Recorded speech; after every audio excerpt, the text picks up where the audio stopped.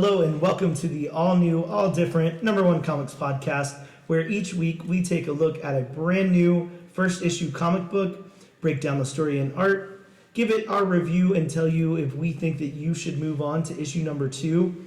This is episode number 8. I'm Dan. That's Bob. Say hi, Bob. Hi, Bob. Bob sounds much better than me today because I have the coolest sore throat and congestion in the entire world.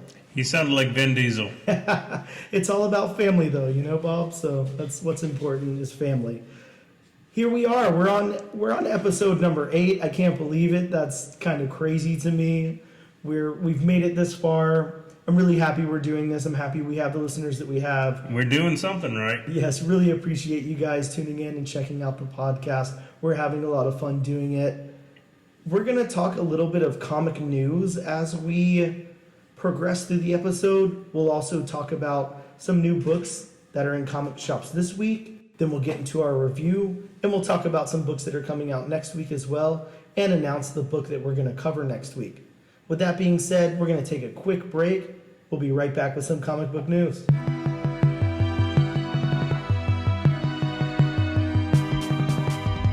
We are back with the all-new, all-different number one comics podcast.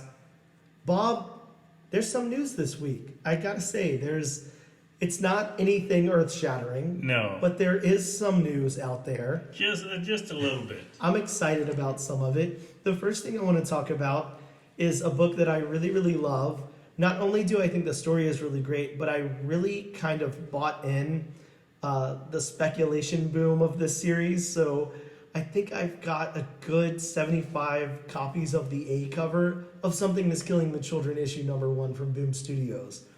That series is getting a live action adaptation for Netflix. Bob, did you read Something That's Killing the Children? Are you familiar with it? I'm familiar with it. I never read it.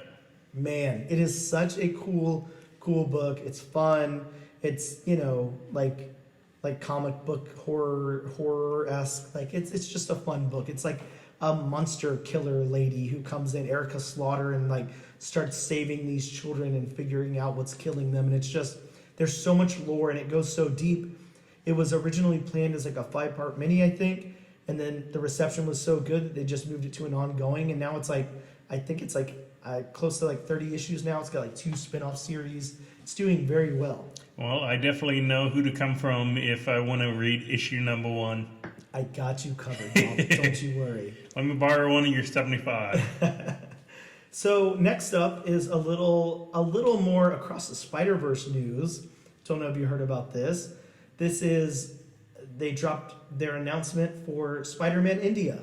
So we are going to have, and please forgive me, we all know I can't pronounce names or words or anything else, and also I sound like this. So I'm going to go with Karan Soni. He was one of the actors in Deadpool 1 and 2. He played the cab driver what was that cab driver's name? Had an interesting name.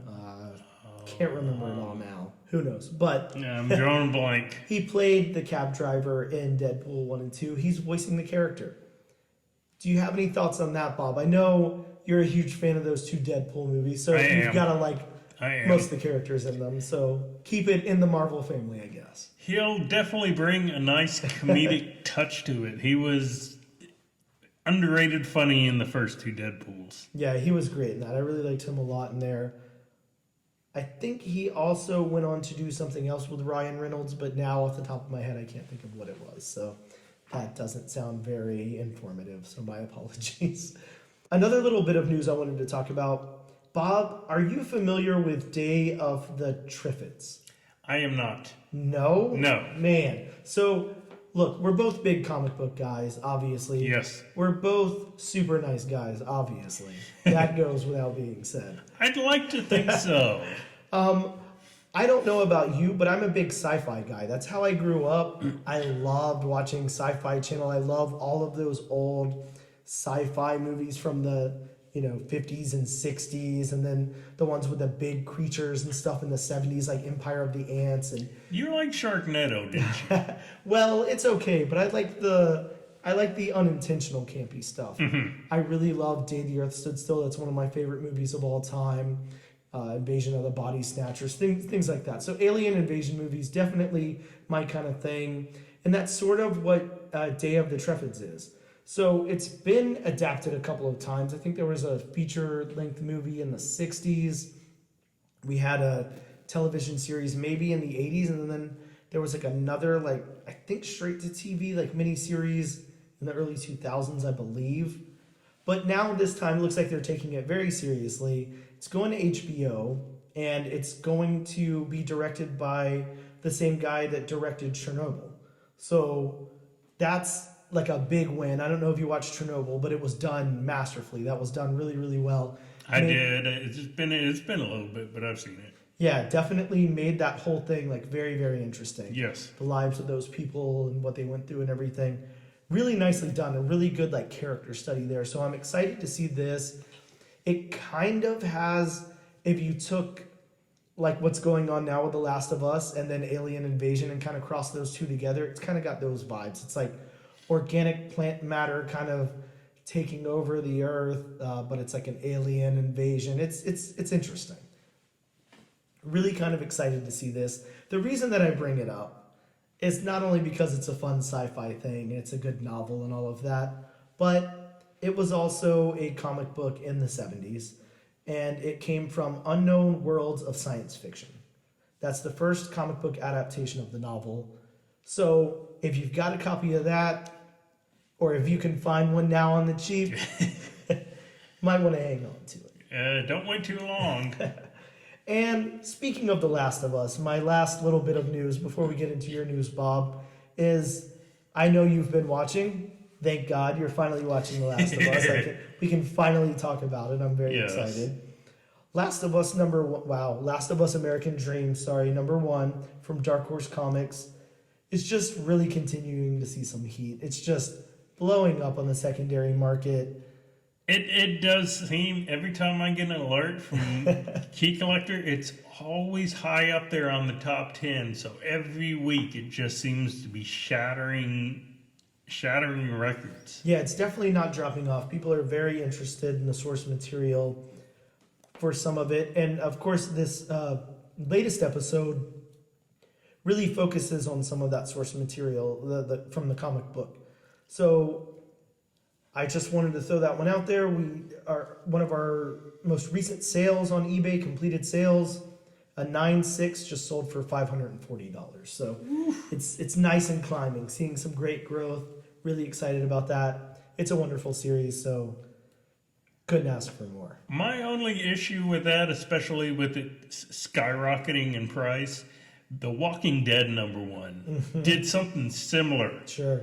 Because I remember if you had a high grade Walking Dead #1, you were talking about 5 figures. Oh yeah, definitely. But, after the show was coming to an end and getting towards the later seasons, when I can't say, the show was that great anymore, it did start, dipping down, and now you can pick one up. It's not cheap, but it's nothing like it was. Yeah, and I think, of course that's going to happen with any book, other than, your huge blue chip keys or whatever. But as things heat up because of speculation or because of FOMO or just, it's in the zeitgeist right now, so people are interested in it and things like that. This is true.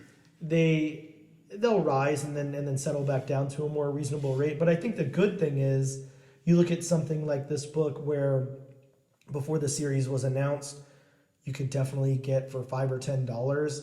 Now it's a staple. People are always going to want that because of the show. Now, whether that means it's still a $500 book, we'll have to see about that. But if it's a key to people who grew up on the show, who come back later, 10 years from now or whatever, and want a copy of the book, and they're willing to spend $150 or $200 on it or something like that, I think that's a win. You've created a key for whatever reason. So I'm excited for it, and I get what you're saying completely.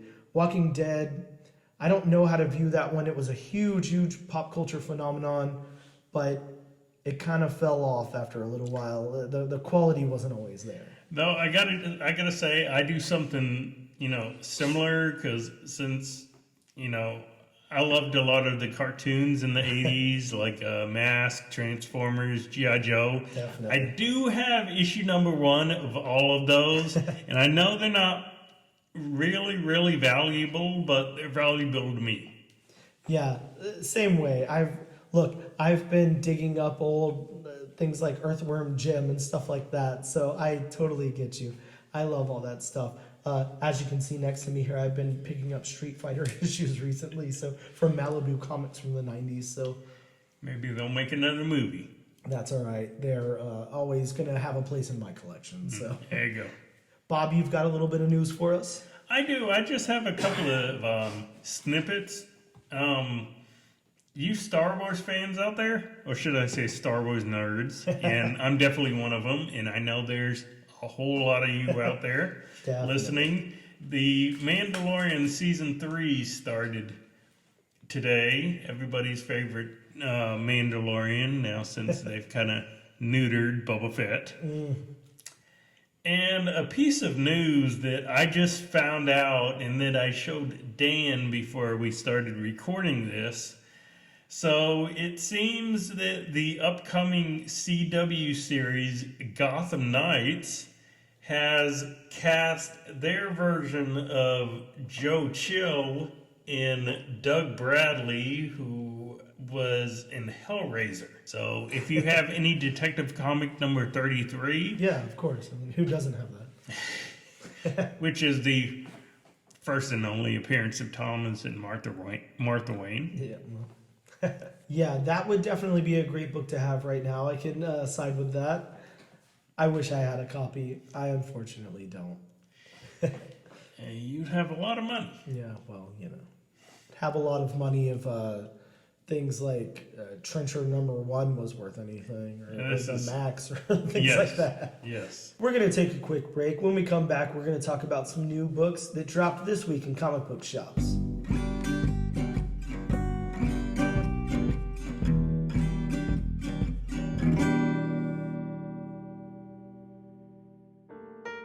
Is Labyrinth your favorite movie? Do you like Full House Easter eggs? How about movie-themed brackets for best movie props? I'm Dan. And I'm Jer, and we love breaking down movies to discuss their impacts in pop culture. Best scenes, Favorite characters, and how these movies age. Tune into our growing selection of movies wherever you find podcasts by searching Real Good Movies. That's real with 2 E's. Here are our thoughts on everything from Iron Man to Phone Booth, Halloween to Planet of the Apes. Make sure to follow us on Instagram and subscribe for future episodes. Now, what do we rate that trailer out of 10? 1. That's definitely a 1. Welcome back, everyone. We are going to talk some brand new books that dropped this week in comic book stores. It's probably not too late. You can still get a hold of your local comic book shops, send them an email, a call, a text, a letter in the mail, a Harry Potter owl, whatever you do. Get these on Carrier pigeon. There you go. Marvel had Hallows Eve issue number 1, book I'm very, very excited to read. A new I Am Iron Man number 1, which covers Iron Man throughout the ages. Very interesting sounding book. Yeah, definitely. Can't wait to read that as well. We've got the conclusion of Murder World, Game Over. We've got a new volume of Rogue and Gambit, which ironically is also written by Stephanie Phillips. So she's got 2 number 1s out this week at Marvel. Spider-Gwen Shadow Clones number 1. We've got Spider-Man Unforgiven as well, which is a one-shot. Scout has a couple of books out. Dead Fellows number 1. And We Love You, which I'm not sure what that is, but it is a $10 cover price. And we've got the last episode mentioned Banshees number 1, which sounded really, really cool. I'm excited to read that as well. Mad Cave had 1 new number 1 this week with Hunt, Kill, Repeat. Image had 1 with Phantom Road. We've got Skull and Bones Savage Storm number 1 from Dark Horse. And DC's got a second volume to DC Ruby, as well as Bob's favorite book of the week, Shazamly Matters. He said that ironically, folks. Yeah, well, I think that's, man, I don't know what to say about that one. Look, I'm all for people involved in projects, writing comics, actors, whatever. That's fine. I don't have any problem with it. There's a place for that out there, but I'm going to go ahead and throw it out right now. The problem that I have with Shazam is Zachary Levi. I just don't like Zachary Levi. So I don't want to see a comic book that he wrote based on his character. Maybe some of the other people, sure. Man, something about that guy just rubs me the wrong way. Don't know what it is. Yeah, not for everybody. Whatever. Yeah, Shazam isn't for everybody, but I enjoyed it. Yeah, well, that's all that matters about. We'll be right back with our review of Cosmic Ghost Rider, number 1.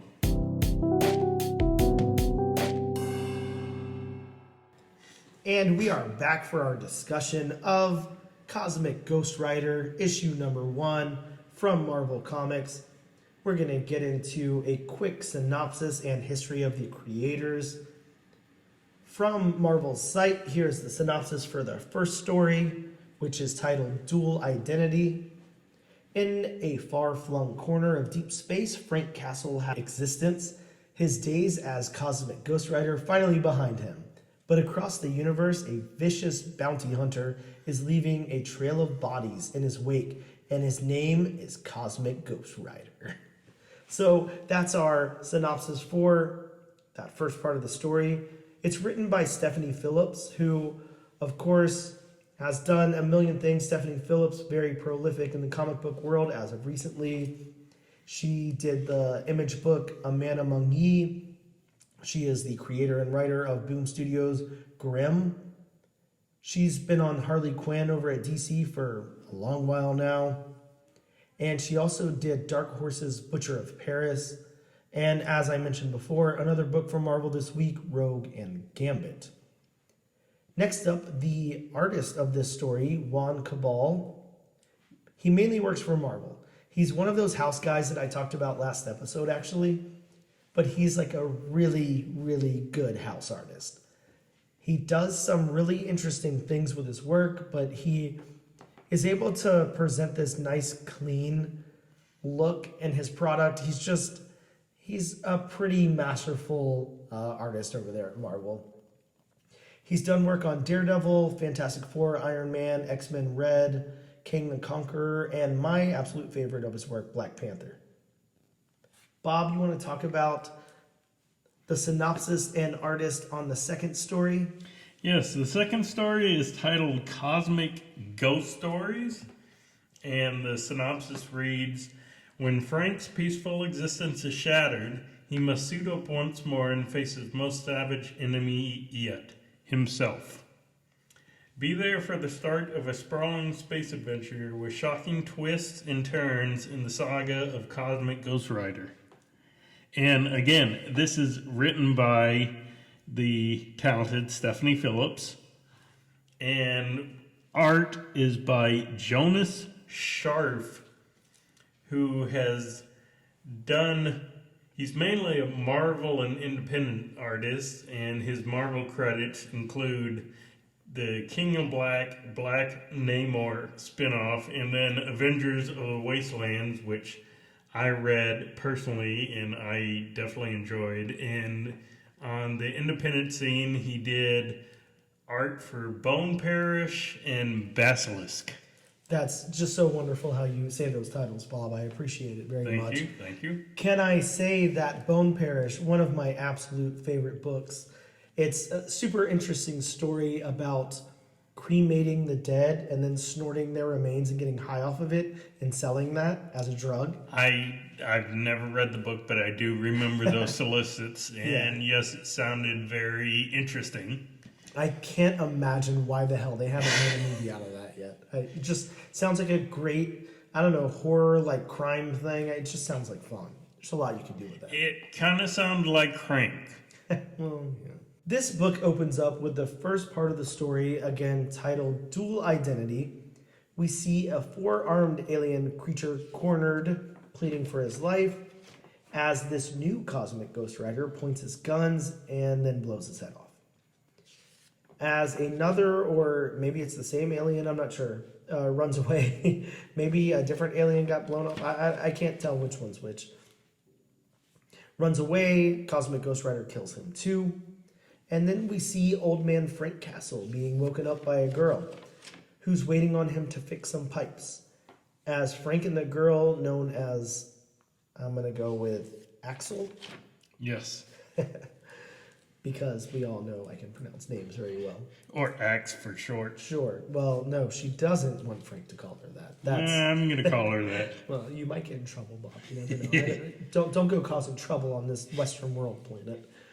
As she argues with Frank, they meet up with her father, and he speaks to Frank and lets him know not to be late again and that his room is not free. Her and her father talk about how they'll be much better off whenever Frank leaves. And then we see a Wild Wild West type town with some weird dancing drunk character. I'm not sure what that character is supposed to be. The town drunk. Yeah, sure. It's just very interesting. And a man rides up on his motorcycle and asks the drunk dude where a place called Marlowe's is.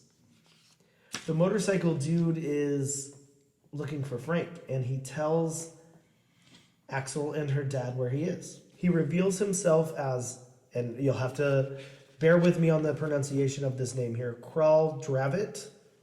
That sounds correct. Sure, why not? Frank appears and says Cosmic Ghost Rider no longer exists, and Kral tries to shoot Frank. A standoff happens, and it ends up getting the father killed.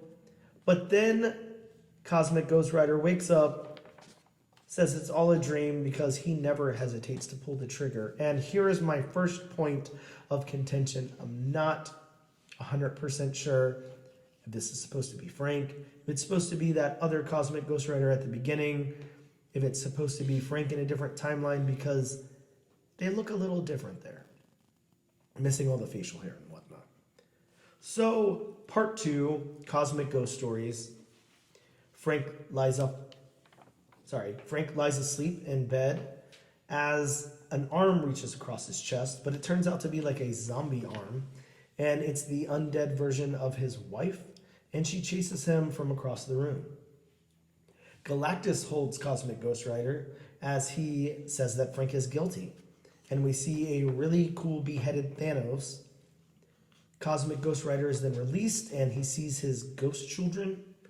Headless Thanos and Cosmic Ghost Rider begin to fight, and we find out that someone was controlling what was going on here with Frank's visions or dreams or whatever, because this creature has an amulet, and he's pointing his gun at Frank, but Frank, of course, comes over and crushes the amulet and then leaves through a portal. And that wraps up the book. Now, this is going to be an interesting one to discuss. I'm not sure where to go here. We're, of course, going to start by talking the story, the beats, the narrative, dialogue, and the world building. Let's talk about these story beats, and it will be, again, interesting because unlike the Archie book that we did a couple of weeks ago, this isn't really an anthology. It's just a 2-part on a number Duology. one here. Yeah, there you go. And these stories don't have anything to do with one another other than the character. And there's no flowing narrative between the two at all. No. So you don't have the Crypt Keeper in the middle saying anything, introducing the stories or anything like that. So how do we do this is the question. Do we go through and talk about the story beats one by one? Do we lump them all together? I think that, in all fairness, we're not going to break this down as two separate entities, really, whenever we're discussing our thoughts on the book. We're just going to kind of do it overall. And when I think of the story beats here, I think in that first story they really work. The beats play out nicely, other than there definitely is some confusion in the narrative. But I do feel like it flows along nicely. Now, when we get to the second story, I can't lie. I know it's still Stephanie Phillips, and the art looks great, but it's supposed to be a dream, I get that, or an illusion. So maybe that's why it kind of falls apart for me, but the beats of this story, I had no idea what was going on. It was kind of all over the place. I'm not going to worry about that. That's all I can say. It's just kind of everywhere. I wasn't too sure whenever we got that Mysterio-looking Galactus and holding Frank, and then all the other bodies around it. What was really going on there? I understand it was like a conjured vision or something through the amulet, but I think that it would have worked a little bit better if they could have put some kind of exposition here. Something to explain what the hell was going on, other than the very end letting us know that it was all being conjured through some kind of magic. I think that it really fell apart because of that, in my opinion. I don't know how you felt, if there was any improvements you could think of that they could have made there, but... Well, and my biggest thing about this issue 1, and I expressed this before we went, on the air, is that unless it's a one shot or something like that, I'm sorry, but me personally, I never think for number 1 that you should have more than one story. Yeah, I can completely agree with that. I can think of some times, and I can't recall specific books, but that there's been a number 1 that had like its ongoing story throughout the whole book, and then maybe they just had like a small B story in the last 2 pages or something. I'm okay with something like that. But yeah, this where the book is basically split in half, it's just, it suffers because of that. I mean, you're telling me you couldn't really stretch that first story out to a whole issue? I mean, Stephanie Phillips is very talented. I believe she could. I think she has enough material for that. Maybe it was pitched to her this way that it had to be 2 separate stories, but... It's just very confusing because the first story, actually has a narrative. It Yes. actually goes somewhere. But then all of a sudden, you go to what's supposed to be a dream. Yes. And, it's just kind of like, why not just, make the first issue an actual story and then maybe the next issue a dream? It's too confusing to the readers, and a number 1 comic is supposed to set things up. Yeah, definitely go off the rails on like the 3rd, 4th, 5th issue, something like that. Not the first couple. I think that those should be pretty straightforward. I agree with you. And I also think you were talking about it being a dream. I think that that was kind of the problem overall with the beats here, is that we start out with a dream, then we end on a dream, then we end on another dream. There's so many dreams going on here. It's like Marvel's version of Inception. Yeah, there's too many dreams happening, so I can't tell what's real, what's not. I can't tell which characters I'm looking at. I think that just makes it a little too confusing. Let's get into the narrative. I think we're going to have the same problem here.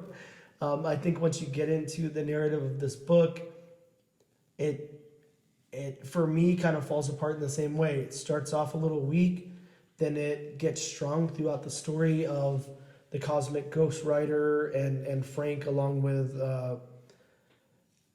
Axel and her father. That all makes sense. It's a good narrative there. I understand he's kind of hiding out on this planet. He's not Cosmic Ghost Rider anymore or whatever. Then we get Crow looking for Frank and the fight and all that. All makes sense. Perfectly fine. I like it. It's a good narrative. And then we get the needle drop there of the waking up from the dream, and I feel like the narrative falls apart. And then again, the narrative through the second story, I don't even have any way to critique it. It just doesn't work. Well, the problem with the ending of the first story is all of a sudden it's a younger version of the character waking up, and it makes you think, does this tie into the second episode, so to speak? Exactly. Or is this a premonition that he has? And I'm not gonna lie. I mean, the first part was enjoyable, but just to me, I was reading it the whole time, and I was thinking, this seems like Old Man Logan. Yes, very much so. Yeah, you're completely right. It's the old man Frank. Definitely old man Cosmic Ghost Rider. I'm okay with it though. I get it. Marvel's done this with a lot of characters. I can't even just blame Marvel. I mean, DC has it too. There's an old lady Harley. There's all kind of stuff. Everybody's got an old person of their character. It's comics. You're writing the same character over and over again. It's a different place to take them. I get that. I don't have any problem with that. I think what I have the problem with is the dream thing, and then that whole second story. That whole second story just I just don't get it.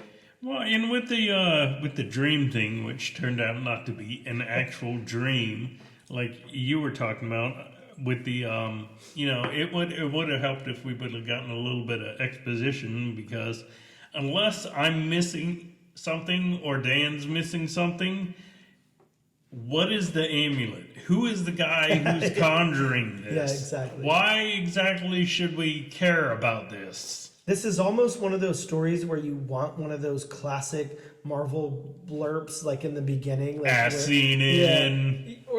that, or I don't know. You could go ahead and name this character and explain what planet they're on and everything. Yes. That they possess an amulet and that Yes. they're conjuring magic to whatever. I mean, that all should have been there, in my opinion. It should have. Go big or go home, because it falls apart. I just don't understand enough what's going on. I read the story 3 times. That's sad if I read something 3 times and I have no clue what's happening. Yeah, I'm definitely gonna say. I mean, we talked about this before in other episodes about books with a lot of exposition. Mm-hmm. I think this book personally could have benefited by more exposition than it actually had. Yeah, it definitely made you feel like it was like you were missing something. It made me feel like I wasn't clued in on something, and that maybe all of this, I should have been familiar with these characters, with what was going on with things like the amulet, with which world they're on and everything. Like it took place in some other comic somewhere, but it didn't reference that back or something. I think that, yeah, if you haven't lived in a world and then you're just going to introduce things but not explain them at all, it just falls a little flat.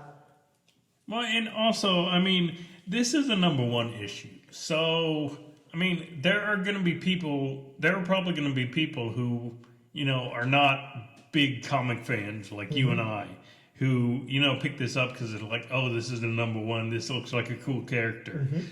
But, I mean, just the fact that you have no reference to go on unless you're a gigantic comic book nerd and actually know the subtleties of who this is, what this character means, and what this amulet means. So again, I mean, to the casual comic book fan, like who just picks this up and doesn't know a whole lot about comics, they're just gonna be totally confused, which, I mean, definitely will turn them off from picking up the second issue. Yeah, absolutely. And you say that, and that makes me think, why didn't we have a blurb in the front? Why wasn't there some explanation of who Frank Castle was before he turned to the Cosmic Ghost Rider and what it means to be the Cosmic Ghost Rider, and now that he is trying to leave that behind him and everything? That's something that should have been there. If it's not expressed in the front of the book, then fine, you do it throughout the book to explain everything, but that also wasn't done. This is strictly for people like you and I who are familiar with Cosmic Ghost Rider, who have a history with Frank Castle, who know these characters very well, and that's fine. You can play to your base, but at the same time, you have your base right here reading it, and it's falling apart. So I think that a little more exposition really would have helped this, and especially like a big blurb up in the front or something. Let's talk about the dialogue. I think that if there's anything nice I can say about Stephanie Phillips' work on this book here, I think that the dialogue does work. I think that with the exception of not having much exposition, not in a narrative way, I don't think the dialogue works, but just in self-serving in the story, I think that it works. I think that it's a good representation of these characters, and I hear all their voices. I think that it's a good representation of Cosmic Ghost Rider and Frank Castle in that role. Well, what did you think about the dialogue?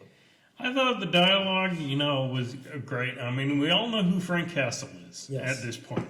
So we know he's just a straightforward, shoot first, ask questions later kind of guy. Yeah, absolutely. So like that first story when, I guess his younger self or whatnot is, hunting down and shooting those aliens. You got that one begging that he has a wife and kids, and it's like, I don't really care.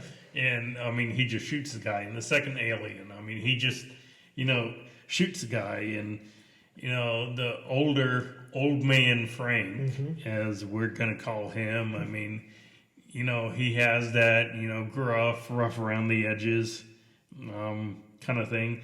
The only issue I had as far as dialogue, and maybe this is how the character is supposed to be. I haven't read too greatly much of Cosmic Ghost Rider. I mean, I'm familiar with the character, but there gets to a point in this second story where, for me, it's kind of like, are they just gonna make him Deadpool? Yeah, kinda. And I mean, again, maybe it's the character, because I know there was that, long point where he was the only person on Earth after, he came back from making the deal to become the Spirit of Vengeance, and everybody was dead. So, I mean, if you're just all alone for a long, extended period of time, you're not going to be right in the head. Sure, yeah, your mind starts going someplace. Yes. So but I just don't want this character turned into a, Deadpool Spirit of Vengeance. Yeah, I think that it's easy for especially anything from the big two to accidentally do that. A lot of these characters, these classic characters, have these attributes about them or whatever that really kind of stand out and make them who they are. These big legacy characters and everything. You have your Supermans, your Batmans, Wonder Woman, Spider-Man, of course, people like Ghost Rider, Venom, all of that. Even though some of them may be derivative of other things, they really kind of have their voice and stand on their own. Now, as we're introducing variants of these things and new, I don't know, versions of them or whatever. So we've got Ghost Rider. Well, now we're making Cosmic Ghost Rider. A lot of times it's hard because you bring in these other elements and then they exist somewhere else in the Marvel or DC universe. And then it kind of, I don't know, it's too similar to something else. So I get what you're saying there with the Deadpool. I definitely had that feel too in certain spots. I hope that they get a little further away from that as we go on. I don't expect that this will be a long-running series. It's probably planned as a mini, and I doubt it will go past like maybe 5 issues anyways, but I think Cosmic Ghost Rider probably has a place in the Marvel Universe. Probably, going forward maybe on a team or something. I'm not too sure what they can do with him and his own voice here whenever we have Ghost Rider and Punisher existing alongside. So it's interesting. It was an interesting thought whenever Donny Cates first created the character. It was kind of cool, off the wall, a little edgy, but that's what Donny Cates does. And now it's got a second life here with Stephanie Phillips, and I hope that she can really do something with it. But yeah, I hear you. The derivativeness exists. Let's talk a little bit about the world building. I think that's something that is actually done really well here. I like the world that we're in. I again wish that it was a little more straightforward with what it's called, where we are, labeled, whatever. But that's just not how this book is written. We don't give much explanation to anything, so whatever. But the worlds as they are, I like this planet that Frank is on. I like how it kind of has that Wild Wild West vibe to it. And I really like the planet that we're on for the second story too, and then the space and the cosmic stuff that's going on. I think that the world building is really cool here, and I think it's done really well. Again, I would have liked to have known a little bit more about the worlds, but I can't critique it because we didn't get that, so whatever. But the worlds that we did get, I really like a lot. Yeah, and, talking about the second story that, begins with him waking up, it would have been nice to explain exactly where they were. Like, yes. Tell us, we're in this sector, or we're in this, we're on this planet, or, something like that. That would have been nice. Well, yeah, and I think that going back to great storytelling, you think about something like the Star Wars franchise and why that works and why it's done so well and it has such a large fan base and everything. It's interesting. You have this whole universe, multi-universe, whatever. There's so much going on. There's so many planets, and they have distinct characteristics, and people are interested in the lore of that, and they're interested in the names of the planets and what attributes they have and everything. You can do the same thing here. Marvel does it well all the time. Thor books and Guardians books, all of that. We kind of label where we are. We're on this planet at this time, whatever. I think that really could have worked here too if they would have done something like that. It really could have. But again, unfortunately, that was not done. So, not something that we got. I wish that we did, but I think as far as what we did get, I do enjoy the worlds that we have here. They seem nice and lived in. I actually like the duality of that first Wild Wild West planet. Going from space to the West world, so to speak. Yeah, and I like how it feels because it almost feels lived in, but like a movie set at the same time. It seemed interesting. I want to hear more about it. Look, maybe I'm missing something, and that's, a world that exists already in Marvel, and I just don't know. But I liked that planet a lot. I liked the characters in it. I liked what was going on there. I thought it was really cool. And I thought the world building actually really worked here. Well, again, my main critique being, let's label these things and tell us what the hell they are. Well, to me, especially with the West world, and going back to how I compared it to Old Man Logan, it does seem to be a nicer version of the Wasteland. Yep, definitely. So I could be wrong. That could be what they're going for. But again, being that they didn't, give us any exposition as to exactly where they were, I'm just, again, calling it Westworld until, they say something different. Yeah, well, hopefully we get that at some point. And again, this goes as a side note because we're in world building now and not really characters or anything. But this is labeled as a first appearance of this second Cosmic Ghost Rider. So the Cosmic Ghost Rider that we see at the beginning of the book is obviously not Frank. It's someone different. I hope that character is named at some point in this series. I hope we figure out who that is and they continue with that story or whatever. Hope it's not just kind of done as like a one-shot here and nothing else is said about it. I think that would be cool. Let's get into art. I think that just like the Archie book that we talked about a couple of weeks ago, this one for me at least is the art's really going to be the hero here. I really like the art. I like both of these artists a lot. I think that they really kind of knock it out of the park, but let's get our specific thoughts on what the new younger Cosmic Ghost Rider. I mean, they give him a different look from, Cosmic Ghost Rider proper. They give old man Frank Castle, of course, the older, gruffer look with the, fancy sideburn mustache, yes. facial hair. Yeah, and he's got the, what do we call it? Is that the James Hetfield? Is that what that? Yeah, we'll call it that. I mean, they give the character of Marlowe, that old, rougher look, and they give the bounty hunter, I'm sorry, what's his name again? Oh, gosh. Now, you're going to ask me when I don't have my notes up. Crowl Dravit? We'll go with that. You can definitely tell he's, an evil, take no prisoners kind of guy. The only issue I had with the art is in some places, and again, this is a very small gripe. I mean, the art in this is, wonderful, but the only gripe I had is in some issues, unlike, when we reviewed Superman last week, there were some instances where the backgrounds just didn't seem as detailed as, maybe they could have been. Yeah, I get that with this first story, the one that Juan is doing.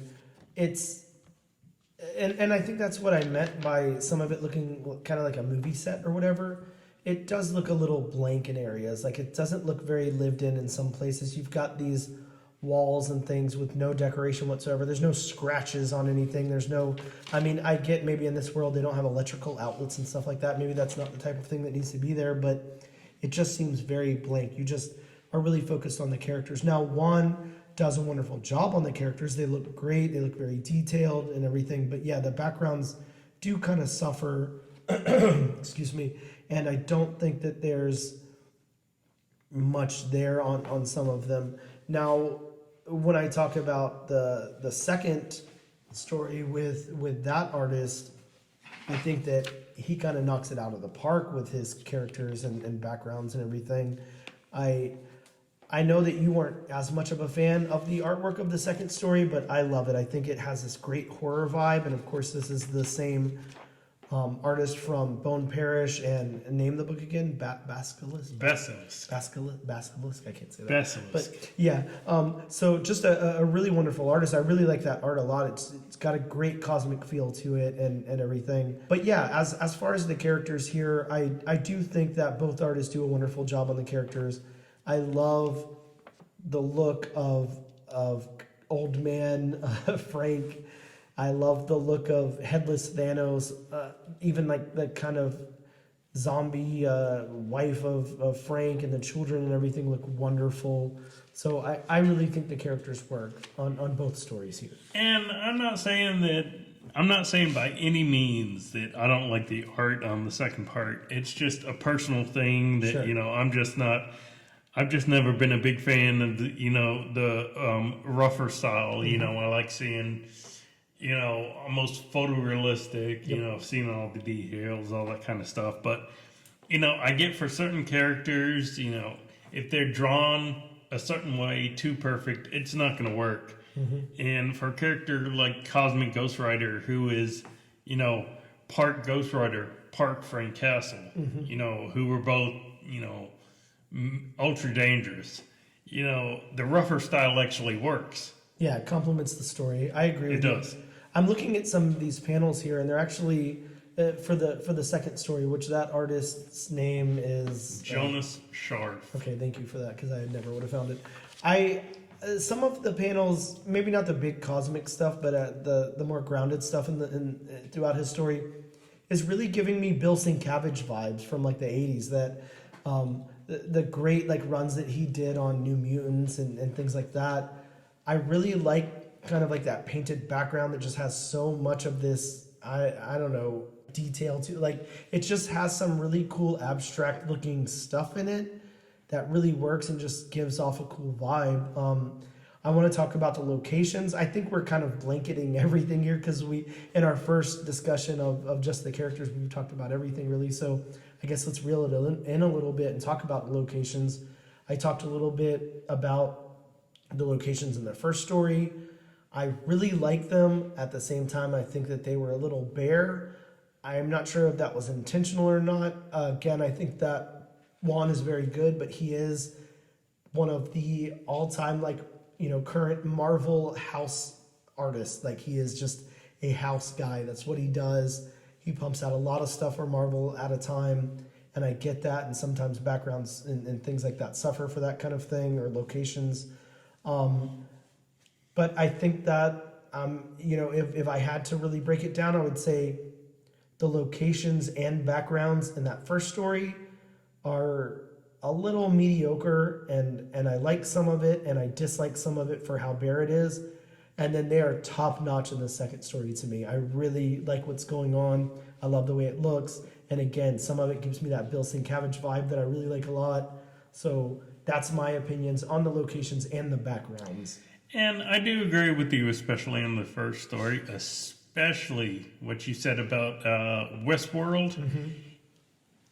It just didn't have, because we get the vibe that, it's older, everybody's older in it.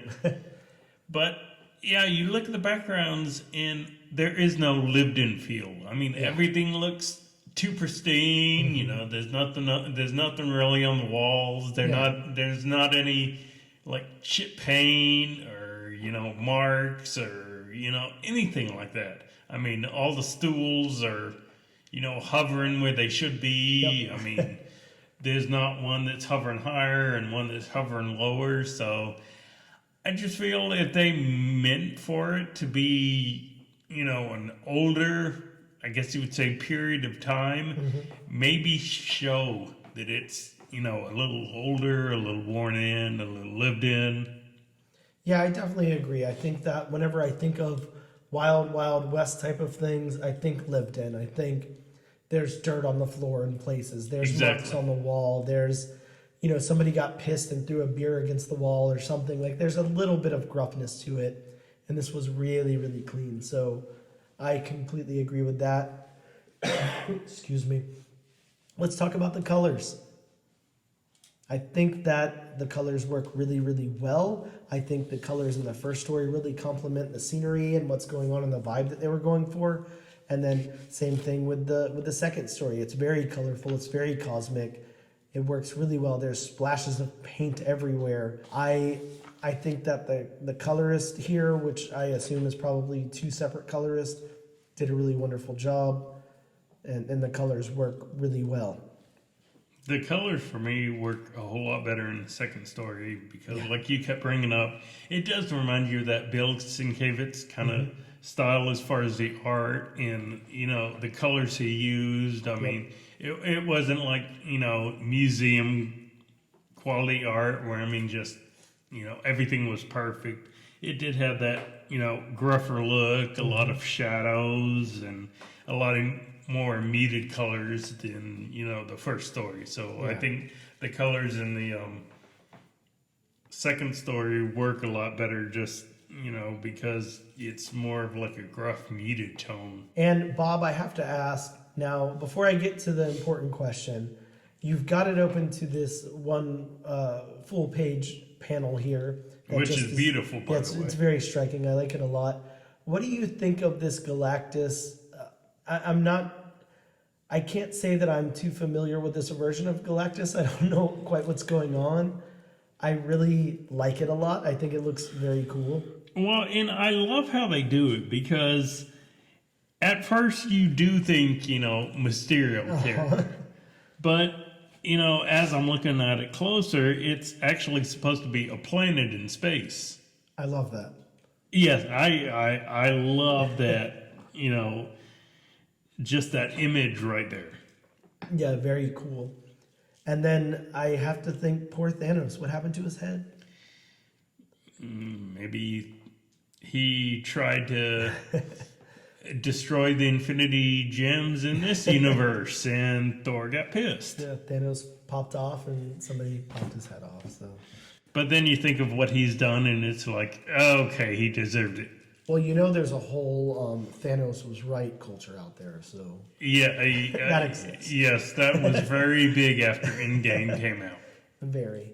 So, Bob, again, the most important question: are you planning on moving on to issue number 2? It's going to be a maybe for me. I may pick up issue 2 just to see. If it gets a little more free-flowing, but just after this issue, I can't say that I would, go to my local comic shop and be like, give me issue number 2. I'm thinking the same thing. I liked aspects of this. It wasn't necessarily a chore to read it. I didn't like how there was 2 stories in one here. No, 3 times is not a chore. Yeah, I would have liked to just follow one story throughout. And the art did really work for me. And usually Stephanie Phillips really works for me as well. I think that this would take something really big. I think that I would have to walk into the shop and see an amazing cover or something that I just couldn't live without. And that's the only way I'm going to pick up the second issue. Because while I do want to know what's going on, and I want to hear more about this other Cosmic Ghost Rider, and maybe they'll expand more on this amulet and these planets and everything. I'm scared that they're not. I'm scared that these are kind of one and done, and we're not going to hear anything else about anybody here, and it's just going to be more anthology type stories of Cosmic Ghost Rider, and I'm just not interested in that. So I think I'm kind of out, to tell you the truth, again, unless something really blows me away or people start talking about how amazing the second issue is. I'll probably stay away. Anyways, guys, those are our thoughts on Marvel's Cosmic Ghost Rider number 1. We'll be right back after this break.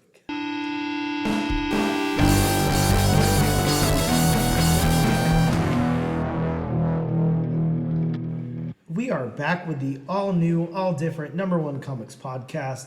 Bob's going to talk about some books that come out next week in your local comic book shops. Bob, what do you got for us? And bear with me on this because, again, like I said last week, I go off the Key Collectors app, and sometimes some of the books they list for the next week come out the week that we're in. So if I read off some of the names of the books you already picked up, then hey, pick them up again. Yeah, look, it's just a fun bonus for you. You just get to hear the name again. Don't worry about it. Yes. From Marvel Comics, we have Star Wars Bounty Hunters number 32.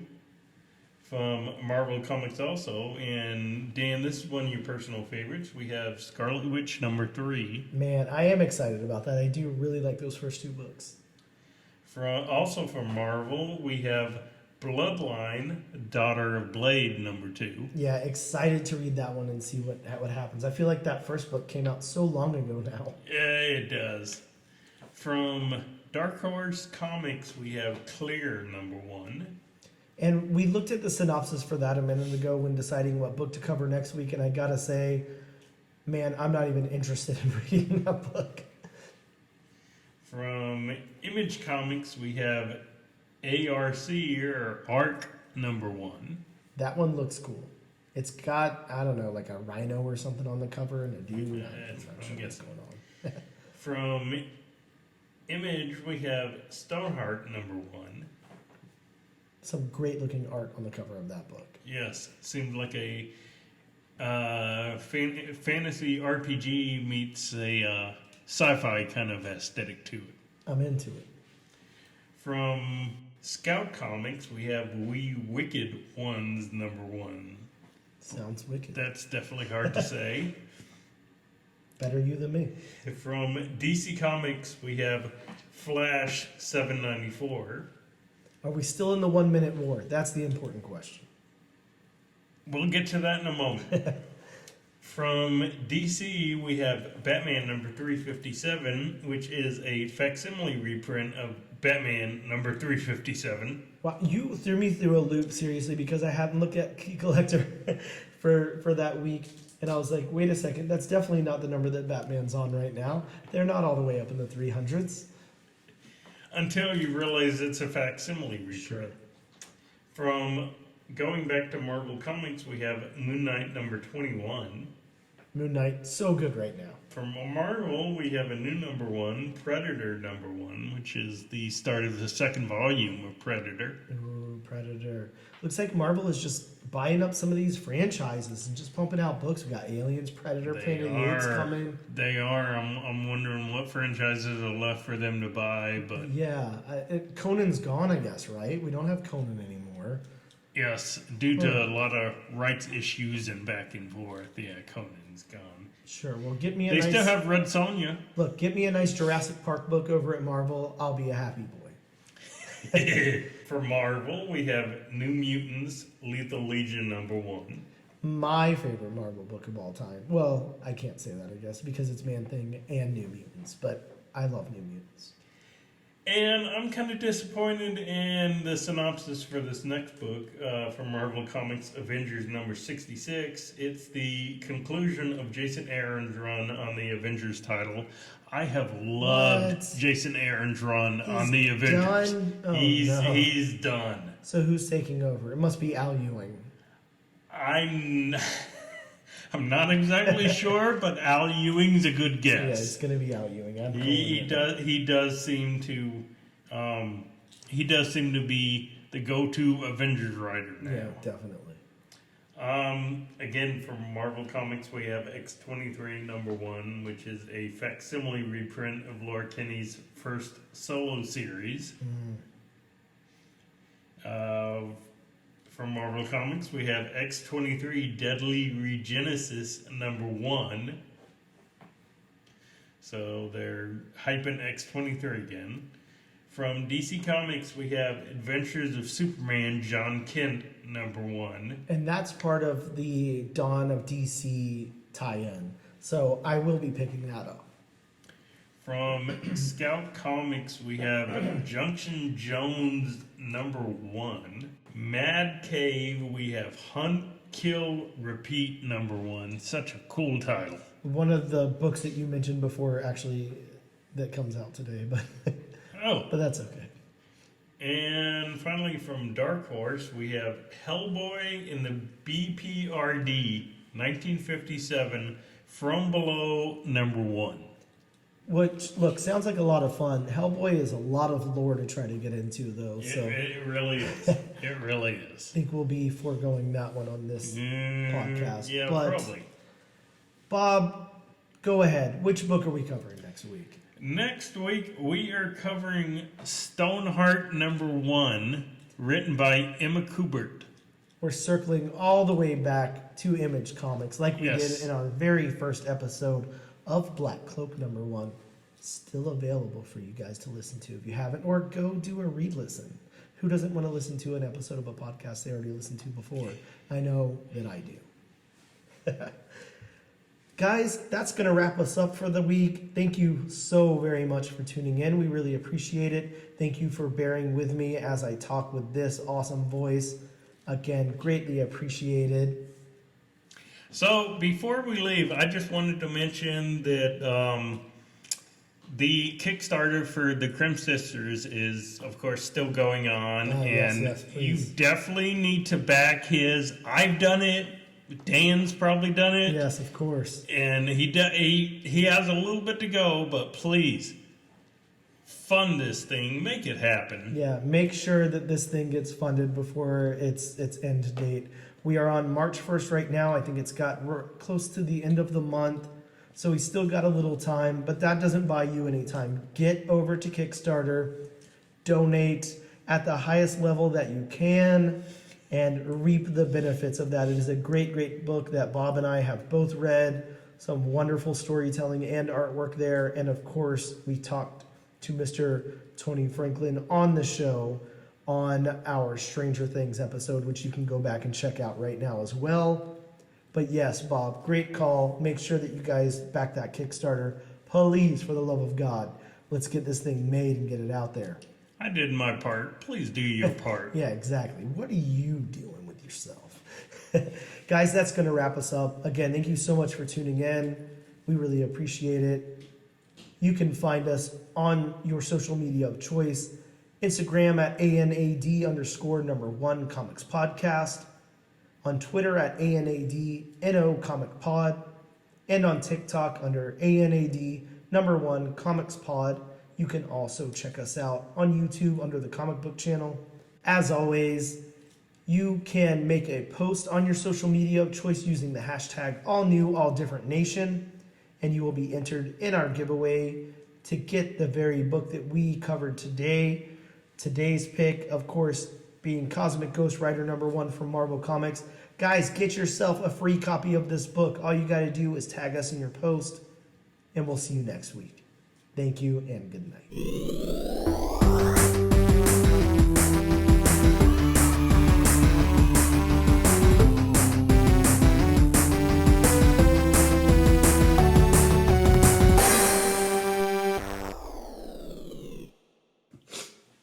Yeah. Yeah. Yeah. Yeah. Yeah.